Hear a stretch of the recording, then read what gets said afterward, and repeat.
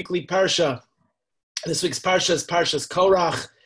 And for those of you who want to follow along inside, you can do so with the Art Scroll Blue Stone Chumash, page 820 in the Hebrew and page 821 in the English. Every day is a very special day, and live from Boca Raton, the weather is beautiful, the sun is shining. We are thankful for the gift of life, and we say l'chaim.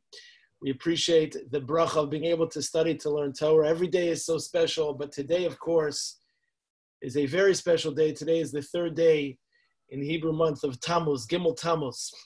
And it resonates very deeply, very profoundly, as it is today the yahrzeit of the saintly and the great sage, the great Lubavitcher Rabbi. It was today the 26th yahrzeit of his passing. It is observed with great introspection and limud Torah, and of course we're going to share some insights and some stories, some perspective of the Lubavitcher Rebbe as we dedicate this year in his memory. We know that the Lubavitch Hasidim, to what extent they have made such an unbelievable and indelible impact on the world. We are all Chabadniks in heart and hopefully in deed and in practice, and by perpetuating the light and the Kedusha, the holiness, and the Avos Yisrael that the Lubavitcher Rebbe had for the Jews, the Klal Yisrael, the Avos Yisrael was unmatched and unparalleled. So we hopefully will continue that legacy by also finding in ourselves the strength to light the flame and the match and the enthusiasm and the inspiration, not only for ourselves, but to also do so by extension to any and to all. The number 26 is also very significant because the gematria of the Shem Hashem, Yud K Vav K, is 26. So 26 represents the Shem Hashem, Almighty God's name. And in the merit of appreciating 26 and Yud K Vav K and the 26th yahrzeit of Lubavitcher Rebbe and the limud Torah that we're going to share this morning, it should be an uplift. It should be an inspiration for us all. So I want to begin my remarks this morning as we study Parshas Korach together. What I think something that highlights perhaps the perspective of the Lubavitcher Rebbe and perhaps the perspective of many others that came before and those who come after. And it's highlighted by a short story, a man by the name of Sir Edmund Hillary. Sir Edmund Hillary was the first man to conquer Mount Everest. And I think that perhaps many people don't necessarily know that Sir Edmund Hillary, that he failed to accomplish this on his first attempt. And even though he's decorated and celebrated as a person who conquered Mount Everest, he didn't do it the first time. So he actually spoke at the Science Academy in England after his first unsuccessful climb. So he stopped in the middle of his delivery of his remarks. He paused a pregnant pause. He turned toward the large mural of Mount Everest, which was on the wall, right next to where it was that he was standing delivering his remarks.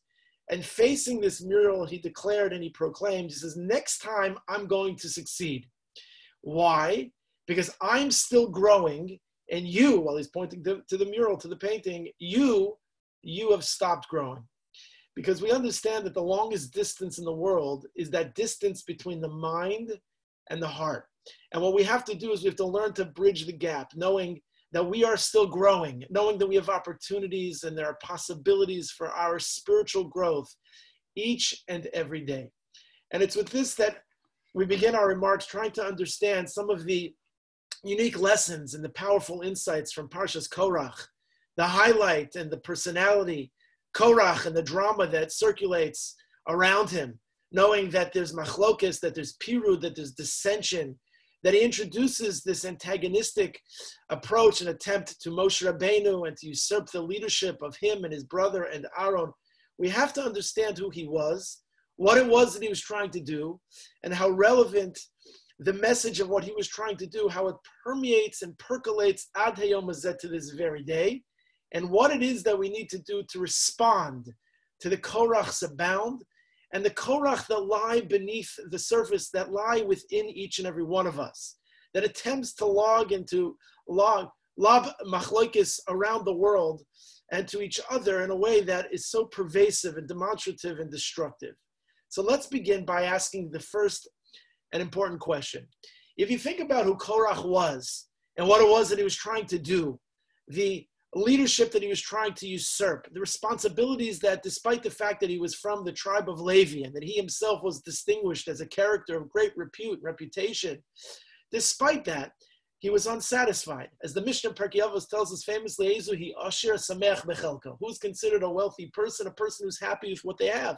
You have to be satisfied with your lot. You have to appreciate what it is that your potential, your skills, your skill set is, what you're able to do, your tafkid, your purpose in this world. But when you're unhappy, when you have kina and taiva and kavod, it's mutzianes ha'adam min ha'olam, when you have jealousy, when you have desires, when you have a kavod that you want and you're running after, it's mutzianes ha'adam min ha'olam. A person does not find peace and tranquility. A person is not with ashirus, with wealth and satisfaction and prosperity, because a person is not misamech bechelko. A person is not happy with their lot, even though you have prestige and you have honor and you have the ability to be, successful in every possible way, as Korach did. But despite all that, he wanted more. He wasn't happy with his spot.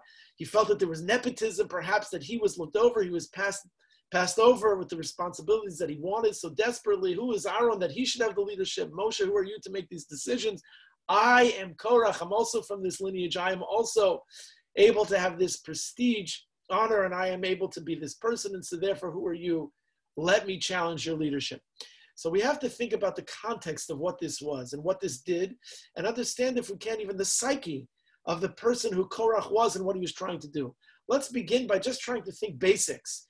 Does Korach really think that he's going to succeed? When a person goes out and attempts an endeavor, certainly trying to go against authority, go against leadership, go against the rule of the land, the rule of the law, the rules that are set forth.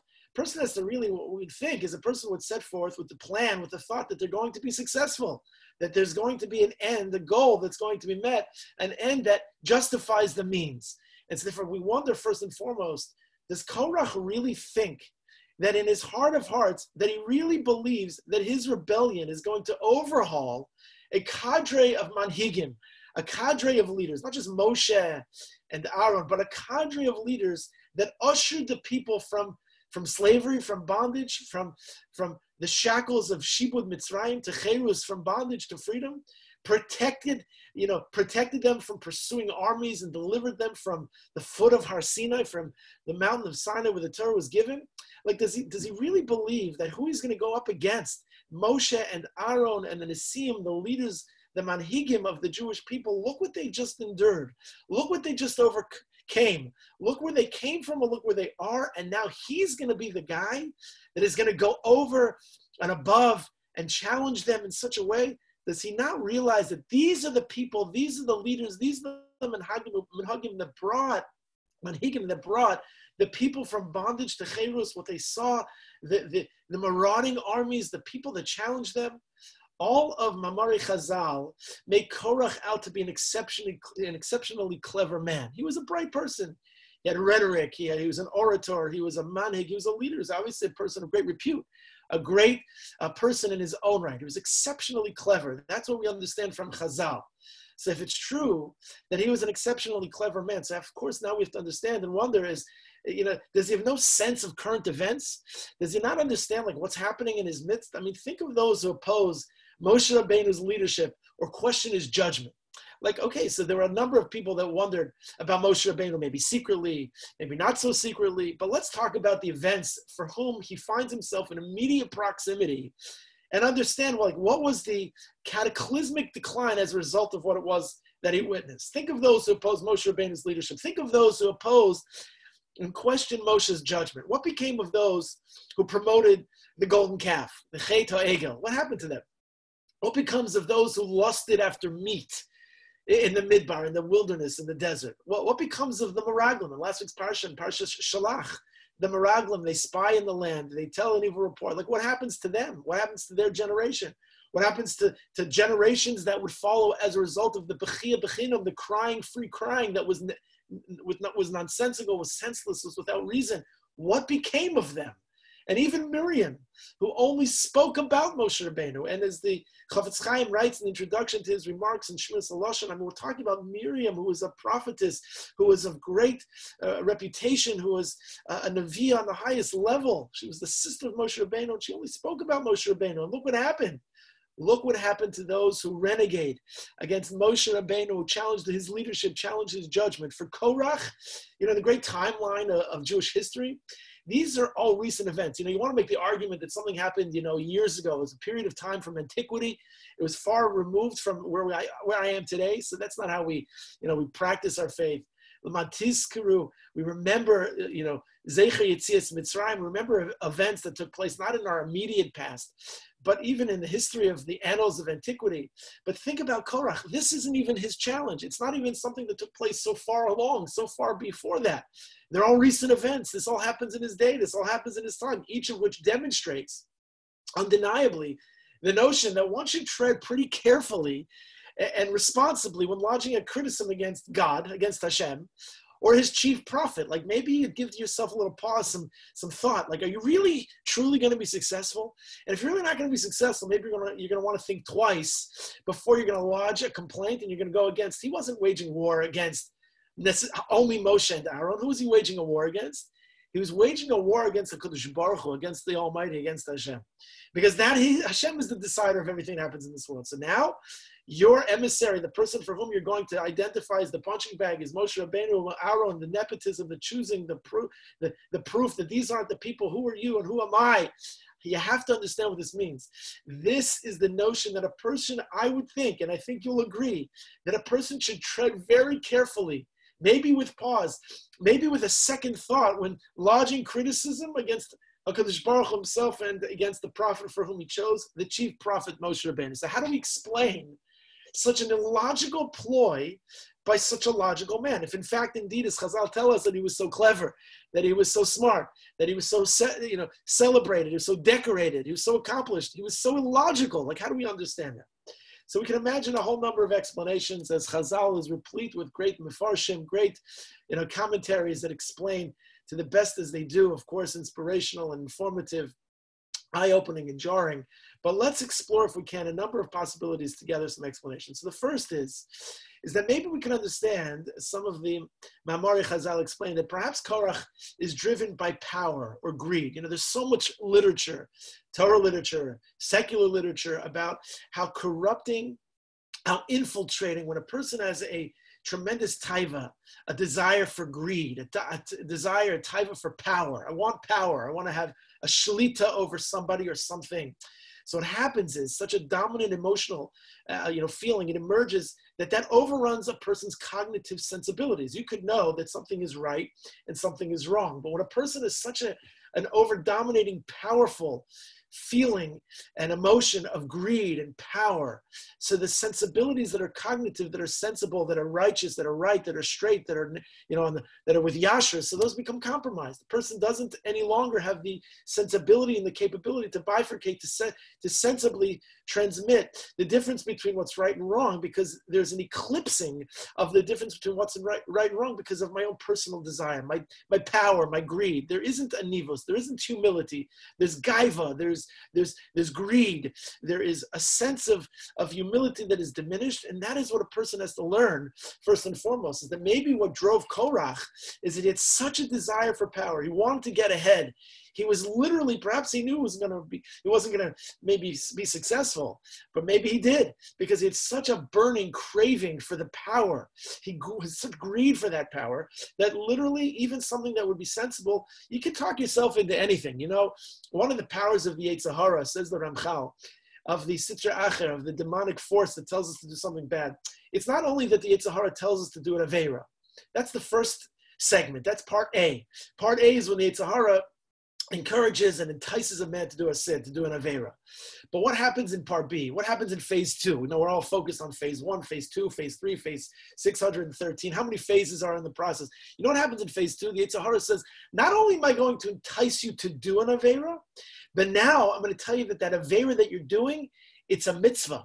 It's a commandment. It's virtuous. It's righteous. It's the right thing for you to do. And that is the trap. That's the ensnare. Not only does it get you the mousetrap of sin, of Aveira, the richok from you and HaKadosh Baruch Hu, but then he tells you that the Aveira, the renegade, the castigating of yourself far from HaKadosh Baruch Hu, you know what that is? That's a mitzvah.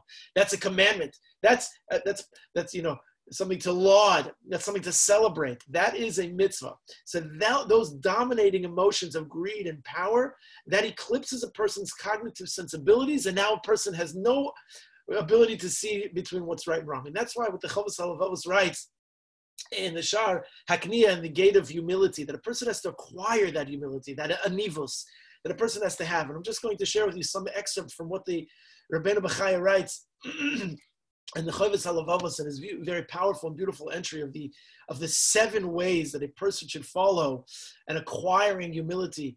A person should have a nivus. So he explains that first and foremost, that the root and the origin of a person being able to acquire humility, a nivus, is the realization of being a drop of semen and blood.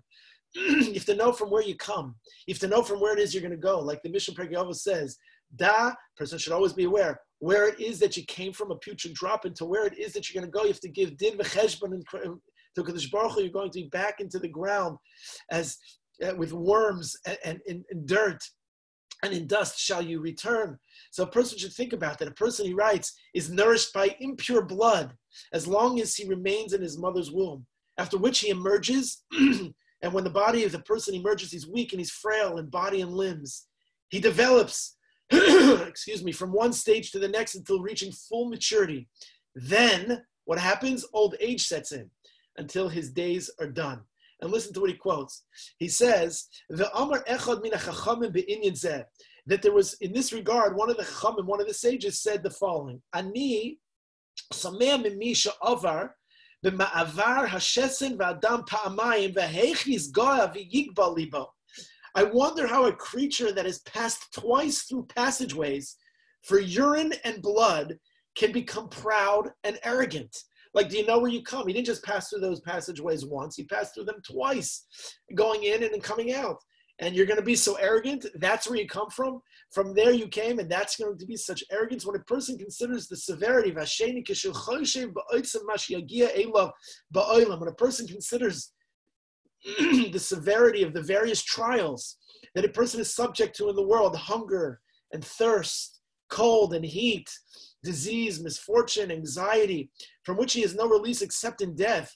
So when a person is able to be perceptive, when a perceptive individual takes all of this to heart, when that person understands his own weaknesses and that he has neither the intelligence nor the power, you have this craving for power, but you have no power to protect from a person's self from any of these afflictions, from these elements, he will grasp the true nature of his condition, that in this world he is not merely like a prisoner, but is actually a prisoner. He will then assume the humility, the anivus of a prisoner in a dark cell who has no device or power to free himself without the master's will, without Kadosh Baruch Hu's desire.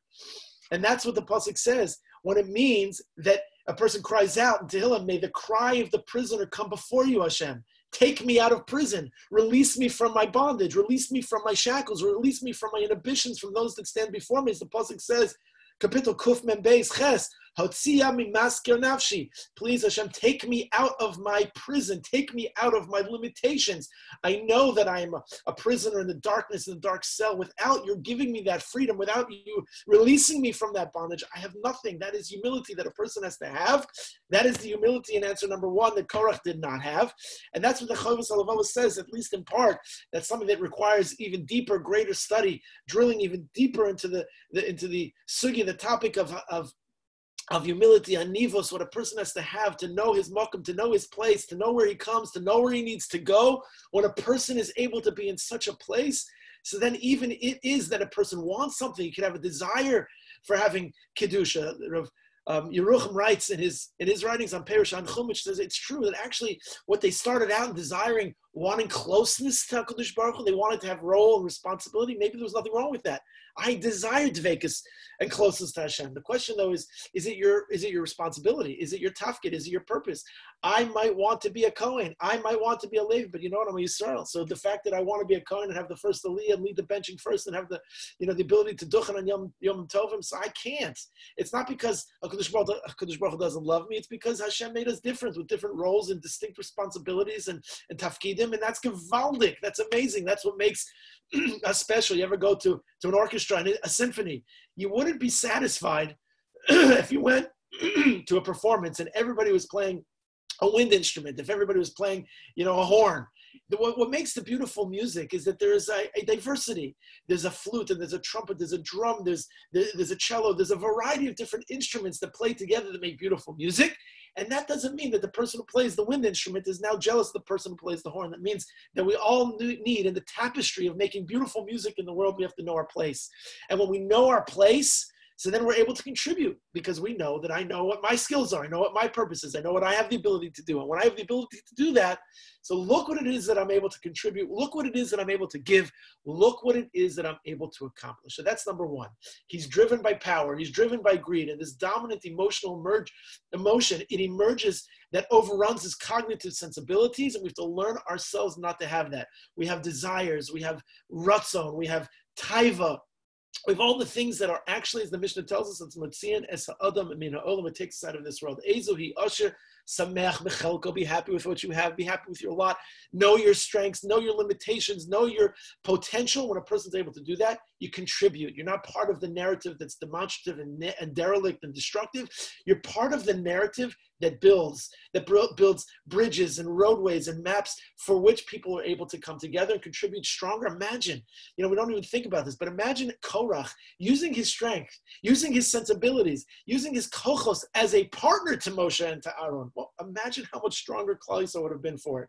Imagine how much the Jewish people would have benefited from that. He was clearly a clever person. He was clearly a manhig. He was clearly a leader. He clearly had skills. The Jewish people would never be able to be the beneficiaries of that. Why? Because his sensibilities were eclipsed by his own power, by his own desire for greed, for his own desire for power, for strength, of his own selfish needs. And we as a people lost because of it. Moshe Rabbeinu is the manhig, lost. Aaron is the Kohen Gadol, lost. The people traveling, traversing the desert, they lost for one reason, because he was selfish. That's answer number one. Answer number two is as Chazal tell us, the rabbis teach us, perhaps that he's so possessed of, so inflated of self, of a sense of self-worth. Like maybe he truly believed that he's really the guy, that he really conceives himself that he'll make a better leader than Moshe Rabbeinu. You see, that's kind of like what we're saying earlier, which is not only does the Yitzhar tell you to do it bad, but then it tells you it's a mitzvah. Actually, when it was in his own mind, maybe at some point he didn't even think he was casting a rebellion. He didn't even think that he was creating machlokes. You know what he really thought? I'm actually better for the job. Moshe Rabbeinu is not the ideal guy. Aaron's not really the great ideal guy. Who's the ideal guy? I'm not going to do a search. I'm not going to take candidates and give them probas to see who's going to be the best candidate. No, I'll tell you who's going to be the best candidate. I'm the guy. I'm going to introduce myself as the candidate. I'm the guy. Maybe in his own mind, he's acting for the good of the people, but he doesn't know better. He can't be slowed by the prospect of failure. He really believes that he's the guy. He really believes he's the all-star. He believes he's the person who should be given the ball in the final seconds of the game, as the clock is ticking down. He's the guy. And that's this sensibility. Again, by extension, when a person thinks they know better without an objective, a way of considering what the truth is, and that's why we say in the Mishnah, Aseh lecha Rav, you have to know who your Rebbe is. You have to know who your teacher is. You have to be able to take yourself out of suffix, out of doubt. He should have asked the Shaila, he should have asked his Rebbe, he should have thought perhaps outside of what was his own perception, his own self-worth, his so inflated sense of self that he was unable to think clearly. But here's where I want to transition, and this is a very important point here, this next section that I want to go through, because this really highlights what I think is the essence of what we're trying to get to, and perhaps a very meaningful lesson specifically to Korach. And this is really based on an observation of a number of Hasidic thinkers that really share b'derech drush, homiletically, something that lie beneath the surface in a perhaps even deeper way. And the Hasidic teachers say the following, that if you think about the name Korach, how is the word, the name Korach spelled? So the name Korach is made up of the same three letters that spell Kerach, Kuf Reish Ches. The Korach and Kerach. Now, what's the Hebrew word Kerach? The Hebrew word Kerach is ice. So what's the relationship between Korach and Kerach? You go to a restaurant, you go to a place, you go to a store, you want a soda with some Kerach. You don't want a warm soda. You want an ice coffee. You want an iced tea. So Korach and Kerach, the same osios, the same letters, Kuf, Reish, Ches. Korach and Kerach. So So what's the lesson? What's the Chassidic thinking? What's the thought here that links these two words and these themes? So here's the answer, and here's something that's very powerful. It's a beautiful Rashi, very important. It's a powerful Rashi, I should say. It's a beautiful lesson and a very frightening one, not nonetheless. But here's what we understand: that maybe what the Chachamim are telling us is that maybe Korach, maybe he knows that he's going to fail. Maybe it's not that he thinks he's going to be successful. Maybe he doesn't think that he's going to perceive, the outcome that the way we think he perceives the outcome, that he's going to be able to dominate and he's going to supplant them and he's going to thank you very much. He's going to make Moshe and Aaron the emeritus and he's going to now assume the position. No, maybe Korach actually knows he's going to fail. Maybe he knows it's not going to be a successful endeavor. But maybe instant success isn't what he's after. Instant gratification, that's something that we can't even relate to. Today, everything's about instant gratification. I need to know news today, this minute. I need to have, the food items that I like now. I want Instacart to deliver everything to my door. Script to have everything right as I want it. Please, right here, right now, fast and real time. Don't give me delay. A melus b'Torah, for example, to harv over, to study and to delve deeply. I want just the Kitzur Shulchan Aruch. I want something now. So instant gratification. So actually, maybe what he wasn't after was instant success. Maybe he's after something else. Whatever his deeper motives were, let's suggest that what Korach is doing, he's so intent on weakening Moshe Rabbeinu that he's willing to sacrifice himself on the Mizbeach, on the altar of controversy, for what he perceives to be a greater good. He sees something that's bigger. He sees something that's better. He sees something that needs to happen. And so now he's actually to take one for the team. I'm not talking about when we say take one for the team in a positive sense. That's good. A person's going to take one for the team when you're going to, promulgate Tov, when you're going to promulgate good. But what we're talking about here is maybe what we're understanding is that what he wants to do, he's so intent on weakening authority, weakening rabbinic leadership, weakening Moshe and Aaron, weakening the manhig of the Jewish people, Moshe Rabbeinu, that even if it is that he's not going to be successful immediately, so you know what he's going to do? He's going to plant some seeds. He's going to plant some seeds and he's going to be willing to sacrifice himself on the altar of controversy for what he perceives. That doesn't mean it's emes. It's what he perceives to be the greater good. His goal is to cool. His goal is to dampen the kol, the voice of Moshe Rabbeinu's influence. He wants to dampen and to cool the voice of Moshe Rabbeinu's leadership.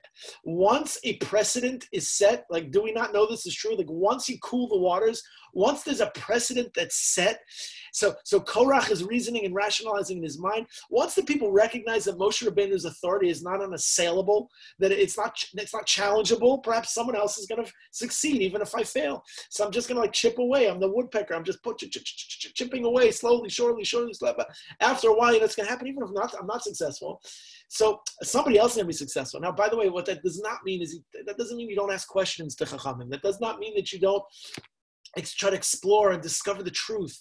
You wonder about, Maisa Bereshis. You want to know about Chamishay Chumshay Torah. You want to know about Torah Shabbat Peh. Why does it say Lo Tevashel Gedi B'Chalev Imo 3 times? So Mamare Chazal, Maseches Nida, various interpretations throughout Chazal. That's what we're doing here in our Chumash class. We're understanding the levels of interpretation on just understanding a personality and his motives, his operatives, his agenda. So we can understand the idea of the notion of asking questions. But what we don't understand is the level of what that asking of the questions, what it means when we're challenging authority to usurp, to supplant, to disregard, to be bombastic in my claim and my proclaiming that the rabbinic leadership and the authority of Moshe Rabbeinu is not really as it's supposed to be. And if I'm not successful, someone else perhaps will be, even if it is that I'm going to fail. That means I'm even willing to fail for a greater good. What really lie beneath the surface ultimately is that if you think about what a person's willing to do for their own life, even if it means that they're going to die, they're going to, bring a lot of people down with them. And of course, one of the great questions of the whole Parsha is not only was it Korach, but the 250 other men of great responsibility. Like, what were they standing to gain? They weren't going to have these big positions in Korach's cabinet. Like, imagine the influence. You think about Nazi Germany, Yamach Shemam V'Zichram. Like, how many people followed Hitler, Yamach Shemam V'Zichram? How many people followed the influence? One of the most powerful places to go is the United States Holocaust Memorial Museum in Washington, D.C., but one of the first murals, one of the first explanations. When you walk into the museum, you see that there's all type of information and data about what happened from the economic social status of the people who followed. I mean, you think about the people that are following. So even if it is that those people aren't going to have prestige and positions, but nonetheless, they were so blindly willing to follow something that was so,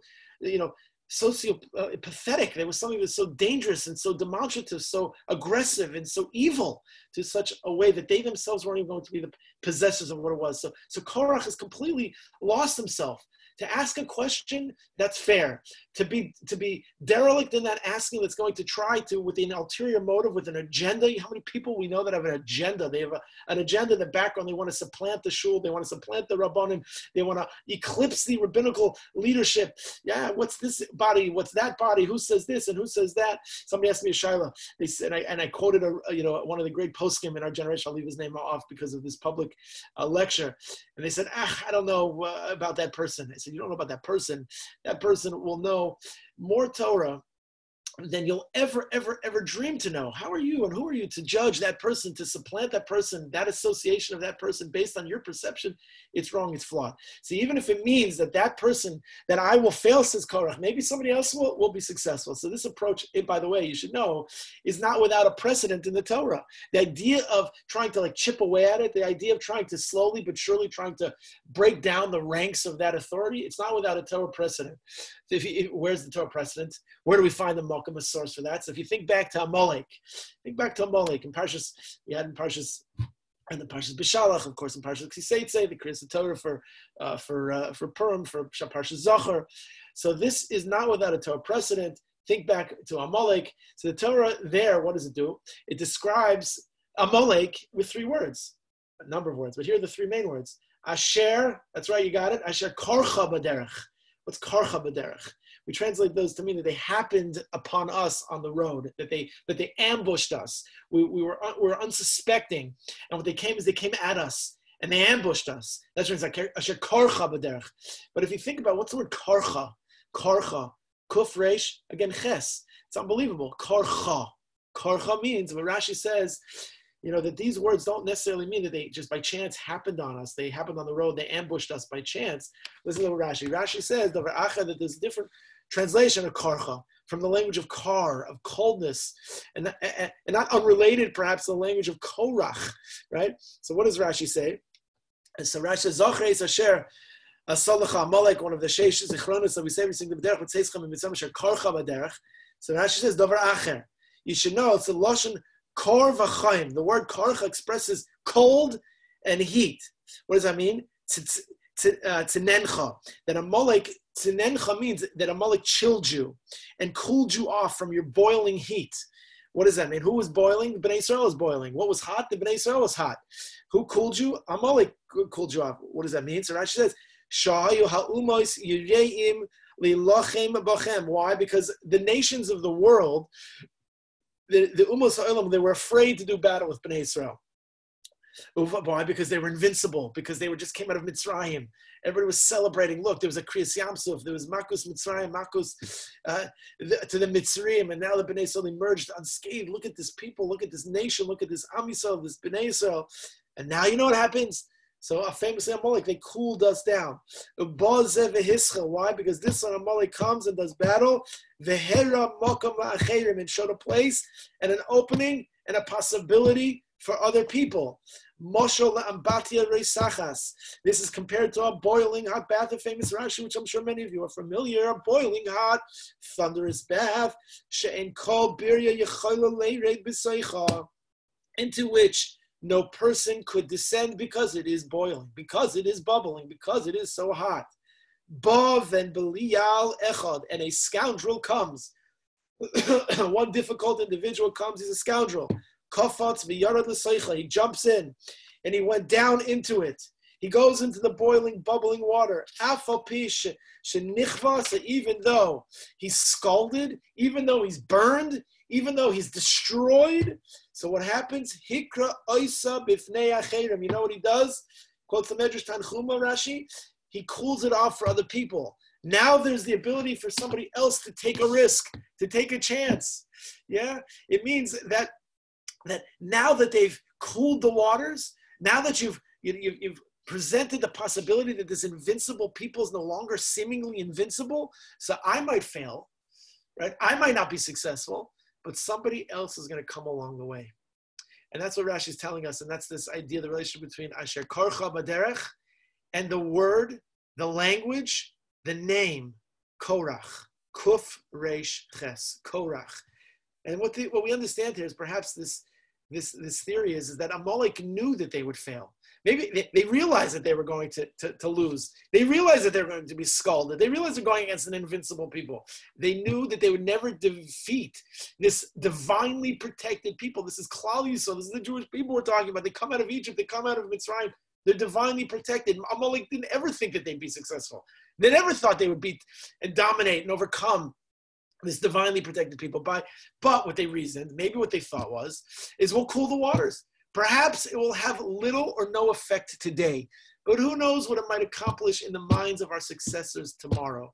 In a flash, literally, we say, Yeshua's Hashem keherefine, and in a flash, salvation will be visited upon our people. But in a flash, what happens with their attack, with their ambush, with their karcha, with their cooling? They end Bnei Yisrael's brief reputation of invincibility. They were invincible, and everybody knew it. Everybody thought it. But what happens with that ambush, with that karcha, that reputation? It's brief. Now nobody thinks that they're unstoppable. Nobody thinks that they're untouchable. Now everybody thinks they can challenge them. Isn't that not true in today's time? How many people are challenging us from what we say to where we live, to how we interact, to the business that we engage, to the values that we espouse, to the lessons of Torah that we commit ourselves to the virtues and the ethics, a people, a nation that are God-fearing, that are people-loving, that are humanitarian, and that are just and upright. We are a people that is challenged on all circuits by all people all the time, literally. Anti-Semitism is the highest that perhaps it's been certainly in recent days. Why? Because it's an opportunity that even though it's a kol Yaakov, the Esav, the antagonizer, the antithesis will always promulgate its agenda against the truth of what is our lesson and our narrative, what is our destiny. And that's what it means, that Amalek knew that he was going to fail, but if it means there's something that can be accomplished in the minds of successors tomorrow, Amalek is thinking, and that really was there. In a flash, what they do with their agendas, that reputation of invincibility, of success, no longer, or they were able to be, untouchable. If we were truly invincible, nobody would dare attack us. Nobody would ever come near us. They might think something in their heart. They might think that, oh, look at these people, but they would never dare touch us. Why? Because we're invincible.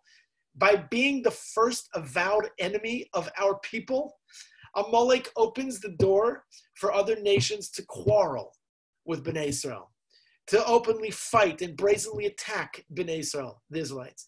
In precisely the same vein, if you think about it, I think this is the lesson here, in precisely the same vein, what Korach does, Korach sets the precedent for individuals, for Yechidim, to challenge convictions held so deeply, no one would ever have ventured to dispute them, right? That's what he does. He sets the precedent for individuals to challenge convictions held so deeply.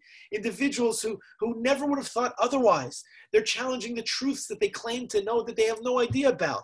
A person calls up and says, I don't believe that there's a need for an Eruv. So I'll say, so what's an Eruv? I don't know. I don't even know how many, I don't even know that there's a tractate called Maseches Eruvin. I don't know how many prakim, how many chapters are Maseches Eruvin. I don't even know any of the logistics or the practicalities or any details. But I just know there shouldn't be an Eruv. So I'll say, there's a difference between Amaratzus, just foolishness, and a renegade. A person's trying so difficultly just to, uproot, supplant. So this is what Korach does. This is what Amalek does. This is what the antagonizer does. He looks for opportunities to supplant. Now look what Korach accomplishes even in his failure. And this is the drive home right here. Think about this. If you look what Korach accomplishes even in his failure, he's successful. Why? Because who are his two lieutenants?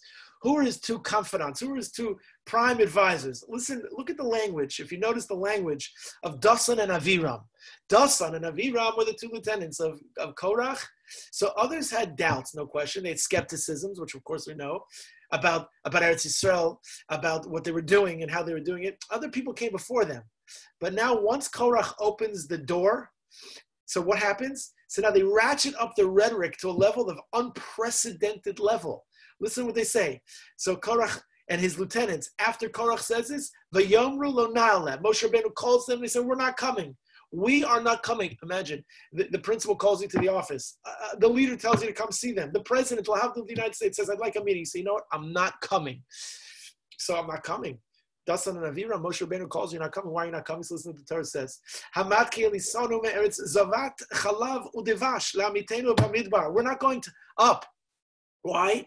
Is it a small thing that you brought us out of the land that's flowing with milk and honey so we could die in the midbar? Rak rega, pause please. Entschuldig, I don't understand. It's staggering what they're saying. In a heartbeat, what they've done is they've turned reality on its head. They've created a new narrative. They've created an alternative reality, a reality that's complete and utter sheker, not truth. It's not emes. What have they done? It's no longer that Eretz Yisrael is Eretz Zavas Chalav U'Devash. It's no longer that the land of Israel is the land that's flowing with milk and honey. There's a mat that you took us, Elisonu Eretz Zavas Chalav. You took us up from the land that's flowing of milk and honey. Who are they describing? What's the land that they're describing? It's a land of Eretz Zavat Chalav U'Devash. What's the land that they're describing? Is the land of flowing milk and honey? Not Eretz Yisrael, not our beloved homeland, not Israel. They're describing the land that's flowing with milk and honey as Mitzrayim. It's Egypt. Look at what's happened. Yes, there was skepticism. Yes, there were complaints. Yes, there were doubts. Okay, so the people held that inside. It was rumbling. It was Erev Rav. But now they ratchet it up. They ratchet it up now more. Now what they're saying, things, it's so outrageous. Something so bombastic, something so utterly false. Who would dream of saying something like that? Who would dream to say that Mitzrayim is a land that flows with milk and honey? Mitzrayim is the place that you were slaves for 210 years. Eretz Yisrael is the place that we're going. That's the destiny. That's the narrative. That's Beis HaMikdash. That's Hashras HaShechina. That's V'shechanti B'socham. That's the place that God Almighty will dwell within and upon and with us. And now you're going to crawl this place of servitude and bondage, of slavery and hardship and death and everything. You're going to call Mitzrayim, Egypt. That's the place that's flowing with milk and honey. Like, have you lost your mind completely and utterly? And the answer is yes. You know when that happens? When Korach drops those seeds, when Korach provides the possibility that a person is able to then take it from what you said and now go one step further, 2 steps further. And now, you're literally pulling your hair out of your head. You're screaming. You don't know how loud to scream. Give me a megaphone. Give me a microphone. Give me a trumpet. Give me something. How could somebody say something so outrageous? The answer is no one would ever think to say things or to say that until Korach creates that opening. All you need is a little machat, a little needle's thread. You need a little hole. Boom, right through it. Do you go? When a person provides the passageway, the opening, the Pesach, the ability to open that door even slightly, even minimally, then a person then rips it right open. A person passes right through there, and as soon as one does, even the most basic truths can be called into question. And we see that happens in our days as we're watching, as we're seeing, as we're looking at the world.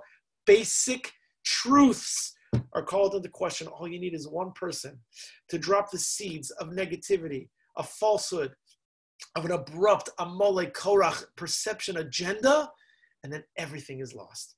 Everything then requires heroic efforts to bring it back, to bring truth.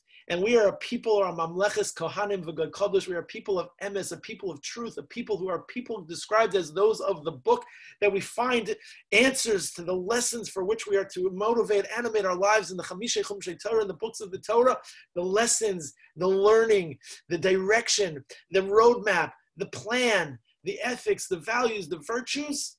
We have to combat that, not hate with hate, but hate with love, with lesson, with eruditation, with not cynicism or skepticism, but with sensibility and smarts, with lessons of Torah, Kedusha, to the extent that we're able to. That is what we're supposed to do when we realize that even basic truths are brought to their knees, when there is such bombastic, utterly falsehoods that are around and circulating in a place that we utterly cannot be tolerant of. We can't despair. We must not be tolerant, and we must fight. And that's what I want to do now as we kind of bring this shir towards its ending, which is, if you allow me for just this time left we have in our time here together, is I want to make three humble observations slash suggestions that emanate from this story, from this lesson, from what we're learning here together. So the first is, let's notice the first thing. The first thing we're going to notice is how our leaders act at a Korach moment. And by the way, this is not only true of our leaders, this is actually true of everybody. Everybody has a responsibility to what I'm about to tell you. And the first is this. So think about Moshe Rabbeinu. So what was his reaction? Like imagine you got a guy that's coming after you. Guy's telling you that, your job is now my job and I want your job and it's nepotism and it's wrong. So what is Moshe Rabbeinu thinking? Or what could he have been thinking? He has to know how the story is going to end. He has to know that his own leadership is going to survive and that Korach's rebellion is going to be, squashed. He has to know that. I mean, listen, he just was the leader that decimates Mitzrayim, decimates Paro, who's the most powerful man in the world. I mean, he has to know the story is going to end. Like, what could he have done? You know what he could have done? He could have just opted for passivity. He could have left the Almighty to intervene. He could have said, you know what, this guy's a clown. This guy is just a renegade. I'm just going to sit back. I'm just going to read the, Chumash, Gemara. I'm not going to bother myself. And of course, that's, no question, a very important lesson from Manhigim, Rabbanim, leaders. Sometimes you have to let those things roll off of you and not let everything go inside you and, hurt you and bother you. That's easier said than done, obviously. But suffice it to say, think about it. He could have opted to be passive. He could have opted to say, you know what? Hashem yilachem. Hashem is going to battle for you. Hashem's going to intervene. But what is Moshe Rabbeinu doing? This is the job of a manhig. This is the job of a leader. This is actually the job of everybody. What's his response? Vayishma Moshe vayipol al panav. Moshe Rabbeinu hears his rhetoric. He hears what he's being challenged with and by whom, and he falls on his face. He's vayipol al panav. He falls on his face. He recognizes right away just how damaging the Korachs of the world can be, even when they fail. He knows what's going to be. So he makes a public show of his indignation. He's outraged. It's outrageous what he's doing. He can't believe it, but he understands the power of it. He knows that Korach's going to be swallowed down. He understands, right? Isn't that what he even predicts? If it's the natural course of, if in fact you Korach are right, so you'll die the death of men as they die naturally, but if not, the earth is going to open, it's going to swallow you up, and that's what happens. He knew Korach was going to die. But he also understood that there's something very damaging about a Korach and the agenda that Korach, brings to the world. And so therefore what he does, he makes a public show, he demonstrates. He makes a macho. He's vayipol al panav. And sometimes what happens is we're given a choice of when to react and when sometimes not to react. But sometimes when we're so careful not to overreact that what we do is we underreact, which can be equally dangerous. It can be an equally dangerous response. We can never underreact. We have to, write blogs and share your opinions and do it, of course, ethically and responsibly and disagree without being disagreeable, but to protest and to raise your voice, not to be violent and not to be, breakdown of civility and humanity. Chas v'sholom. Who even understands that? That's outrageous. That's illegal. That's evil. That's corrupt. That's derelict. It's demonstrative. It's all those and more. But we have to understand is vayipol al panav. What it means is that sometimes we have to recognize that we have to, like Moshe Rabbeinu, even though you know that somebody else is going to handle it, you got to raise your voice. You got to unify. You got to make decisions. You got to bring yourself to a place that you're going to show by what you say and with whom you stand and with whom you find company, that you are taking a stand and that this injustice, whatever it is, this anti-Semitism, wherever it is, it's not something that's satisfactory. I'm going to call it what it is. It's bigotry. It's racism. It's anti-Semitism. I'm going to say it. Rachel Bitchaktan. I'm going to say it as clear as day. And what it is what it is. And I'm going to say it, and I'm going to be proud to say it. I'm not going to be cowardly or cower to the fear and trepidation that others try to teach and bring into the world, the breeding of hatred and evil. That's not something that I'm going to subscribe. And so we have to be very conscious and careful not to underreact. All right? We have to not think that sometimes we're careful not to overreact, so that we underreact, and so therefore we have to do is realize that that's an equally dangerous response. I'm actually taking it, of course, we're going to transition to two very important lessons of the Lubavitcher Rebbe today on his 26th yard site. I want to just share with you, the idea of taking a stand and saying things that are maybe not so popular and saying things that you believe that are going to breathe life into the people. Listen to this. So it was in May 1967. I took this from the book, beautifully written by Joseph Telushkin, Rebbe, the life and the ways of the Lubavitcher Rebbe. If you haven't read it, you must read it. You'll be inspired. You'll be uplifted. You'll be changed. You can get it, I'm sure, on Amazon. You can get it at any local bookstore, eichlers.com. You can sure get it easily on Amazon and have it sent to your home. You have to own that book. You have to read it. You have to learn it and understand it. May 1967, as the armies of Egypt and Syria, it's a direct quote from the book, as the armies of Egypt and Syria prepared to attack Israel, And Egyptian President Gamal Abdul Nasser announces, our basic objective will be the destruction of Israel. Imagine like you read that, like it's terrible. Our basic objective will be the destruction of Israel. The Jewish world falls into a state of great anxiety, even panic, fearing massive Jewish deaths only 22 years after the Holocaust. Inside Israel, many Jews with foreign passports flee the country, but the Lubavitcher Rebbe tells the people to remain in Israel and to have no fear, no pachad. On May 28th, just over a week before the war begins, the Lubavitcher Rebbe is speaking before an audience of many thousands of people. He proclaims, imagine what that means to be a Rebbe, what it means to be a leader, what it means to take responsibility, to be a noisei ba'ol chaveru, but also to give, the hope and the desire and the promise back into the hearts of the people. He proclaims in front of all these people, thousands of people, he proclaims that Israel will soon emerge from the current situation with great hatzlocha, with great success. There is no reason to be afraid. Imagine you have the Egyptian, Syrian, they're about to attack on borders around, imagine 1967, with the open basic objective to be the destruction of the state of Israel, of the place that is our beloved homeland. No, says Lubavitcher Rebbe, nope. Israel is going to emerge from the current situation with great success. You have to believe that. There is no reason to be afraid. I am displeased with the exaggerations being disseminated and the panicking of the citizens of Israel. His optimistic pronouncements are headlined in Israel's newspaper, quote, God is defending the Holy Land and victory will come soon. Is Nidiyot Achronot, May 31, 1967. You can Google it if you don't believe me. Unbelievable. God is defending the Holy Land and victory will come soon. It's like matching fire with fire. You are going to announce, Egyptian president, that the objective is the destruction of Israel.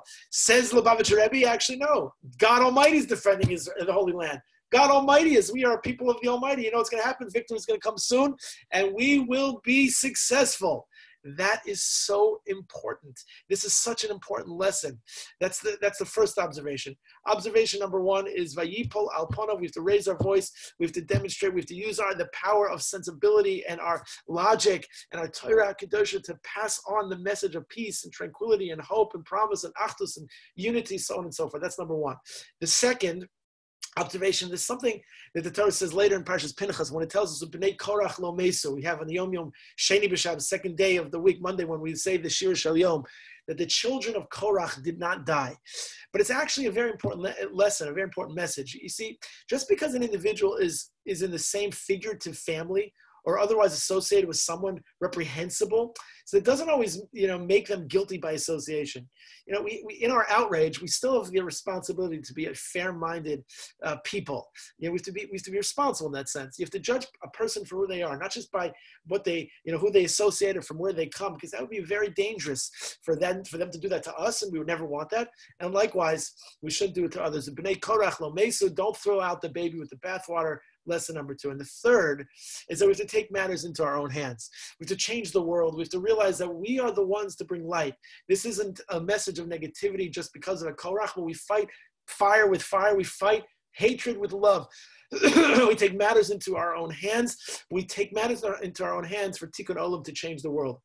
And I just want to share with you one more Lubavitcher Rebbe story, then a personal story, and then we'll wrap up here this morning. And that is of course, the idea of when you have something that stands before you, when there's a challenge before you, when there's somebody who challenges, so you literally are able to leapfrog that challenge. You could be a light unto others, and you could really, leave an incredibly indelible impression. We know the famous story of Lubavitcher Rebbe on Rosh Hashanah. We know that on Rosh Hashanah there's a minhag of tashlach, to go to a lake, a pond, or another body of water to perform the service where we cast away our averas, our sins that we've accumulated during the previous year. So in Crown Heights in Brooklyn, where 770, of course we know it's 770, the Lubavitch headquarters, affectionately known, is located. So at the time, so there was no lake, there was no water until years later when they dug a well behind 770. So since the Rebbe, Menachem Mendel Schneerson of blessed memory, so he arrived in New York in 1941, it became his custom on Rosh Hashanah to walk to the Brooklyn Botanical Gardens on Rosh Hashanah, which is located approximately a mile away from 770. Imagine the beautiful parade of the Hasidim who jubilantly would sing, and they marched down Eastern Parkway.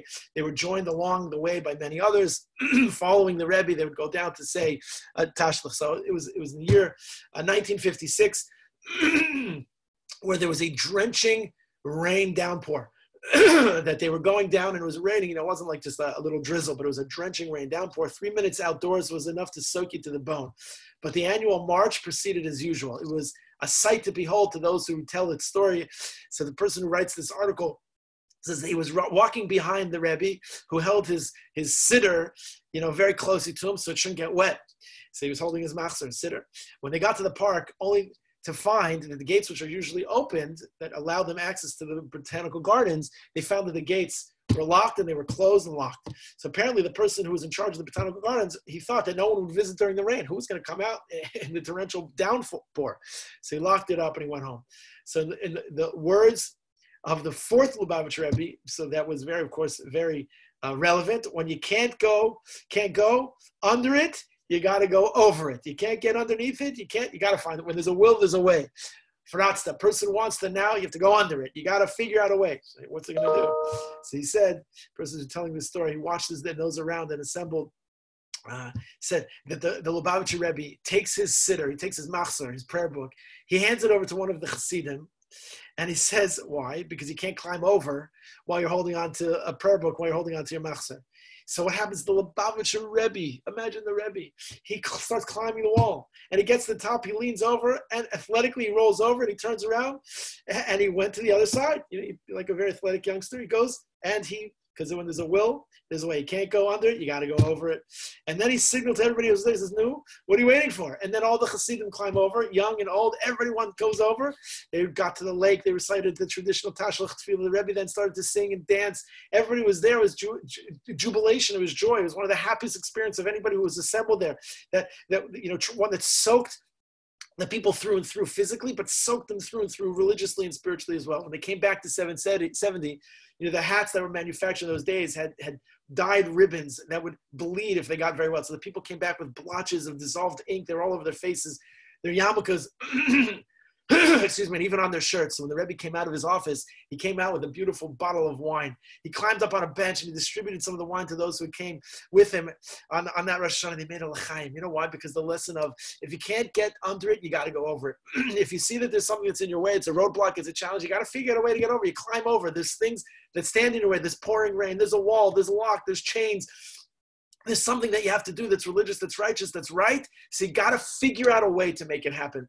And that's what we understand, that we have to take matters into our own hands. We have to be a light into others. We have to bring holiness and kedusha. We have to be to the world what we want to be. We have to see that world as we see it, and we then have to take matters into our own hands. Climb that mountain, overcome those challenges, unlock those chains, unlock the shackles that limit us, to take the Korachs of the world, to put them in the corner, to put them in the place, to segregate them, to put them off to the side, to castigate them as the villains, them as the Rishayim, those who are the aspersions for whom they try to bring down the Jewish people. No, we are brought strong and tall, loud and triumphant, and we bring those antagonizers, those aggressors against us. We bring light unto the world. And just one final personal story. So, one of the goings out, when a person's able to go out a little bit, and Baruch Hashem, things have opened up. I know in various locations differently, and some places less so. We're hoping and praying that the places like in Florida, where numbers have been increasing very frighteningly, that they're going to continue only to go down, not to go up, and that anybody who's hurt and affected and ill should have a refuah shalema. We should only see good, and Yeshua's Hashem keheref ayin. But just about a week or so ago, I ventured out to go through a Starbucks drive-through line. And as I was driving through a Starbucks drive-through line, the Starbucks actual stores that weren't open at the time. So I went through drive-through, and there are a number of cars that were lined up. And I was actually on a call, and I was, talking while I was waiting my turn in line. And I saw that there was a car in front of me that I thought looked familiar to me. And I'm hoping that if somebody's either listening to this broadcast or somebody will be told about it, maybe they'll be able to tell me who this person is. But this is an unbelievable thing. We take matters into your own hand. So I looked, and I saw the person in front of me. It looked like a car that maybe I recognized. But then I saw that he turned his head outside of his window that was open as he was making his order. And I realized I was also on the phone, I was distracted. So I realized maybe I don't know that person. Maybe I didn't recognize who that person was, but I didn't really get a great, strong look.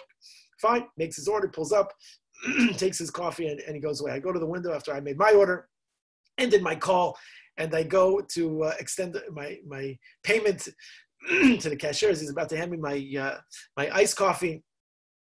So he says to me, actually, the person in front of you paid for your coffee. I'm sure many of you heard stories similar, but this actually happened to me.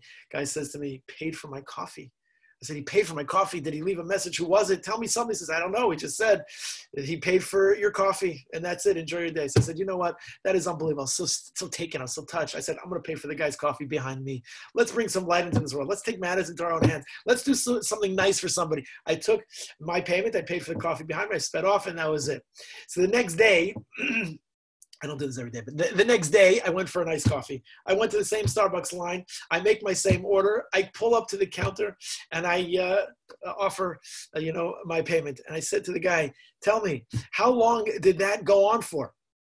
He says, you should know that you must be a rabbi. I said, I am. He says, well, I forgot to tell you that I forgot to tell you yesterday, the guy that paid for it, he says, that man behind me, he's my rabbi. So I'm going to buy his coffee. So meanwhile, since that time, that person who's before me never told me who it is. So whoever you are, I want to thank you for the coffee.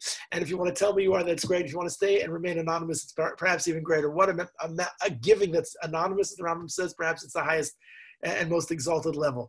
But here's what's even more incredible. I said, tell me, how long did it go on for? He said there were over 20 cars that after you, people paid for each other, on and on and on. Amazing.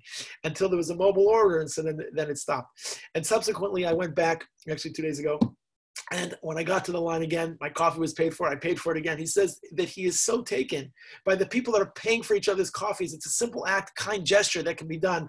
Of course, it's one small deed. Nobody even knows who the other person is. You can't even thank that person. You can't even just say, thank you for that coffee. But imagine you're paying for somebody else's coffee. You're bringing goodness to the world, people you don't even see. There is just the beneficiary, besides the people get their free coffee or pay for somebody else's coffee, is the person at the window. He said to me, he can't even believe that there are these people walking this planet in this world that starts with one person buying a coffee and another person buying another coffee. Imagine the goodness that happens when you just do nice things and good deeds for others. You fight fire with truth and good. You fight hate with love. You bring goodness to the world. You're able to bring Kiddush Shem Shemayim. And that, I think, is our final lesson. The idea of realizing that there's always going to be a Korach in the world. But the Korach is only as strong as we remain silent. If we have the ability to know that through our voice, Hakol Kol Yaakov Vayidayim Yidei Esav, the abilities that we have, despite the challenges, despite the roadblocks, despite the things that stand in our way, we have the ability now, forever and always, the ability that we have to make a change, buy somebody else's coffee, put a smile on your face, tell that person something kind, call that person that needs a little bit of chizuk, be supportive of somebody in some way, fight the antagonizers of our people with truth, demonstrate with goodness, with kindness, with righteousness. We know that the antagonizers, the oppressors, the aggressors, the Amalek, the Korach, they will not be successful, Kozman, all the while that we ourselves are strong. Let's be strong and let's be strengthened. And Emirat Hashem, with the strength that we will have, a renewed vigor, a sense of purpose, the appreciation of who we are and what we're capable of doing. Emirat Hashem, the Almighty should give us the strength to do that, to overcome the fences, the obstacles, to hold ourselves responsible. And in that sense, we will live in the narrative of Mamleches Kohanim V'Goy Kodesh, to be a light unto the nations. It should be that we should be Zoche. There should be healing. There should be peace. There should be tranquility. There should be Refuah, Yeshua Hashem Ke'eref Ayin, Kein Yehi Ratzon V'Nomar Amen. I thank you all for listening. A, in the Zoom room, and B, through Facebook Live. I wish you, from my family to yours, a beautiful, lichtiga, holy, and a heilige Shabbos Kodesh. Thank you, Rabbi. Beautiful share. I love you. Thank you so much. Beautiful. Love you.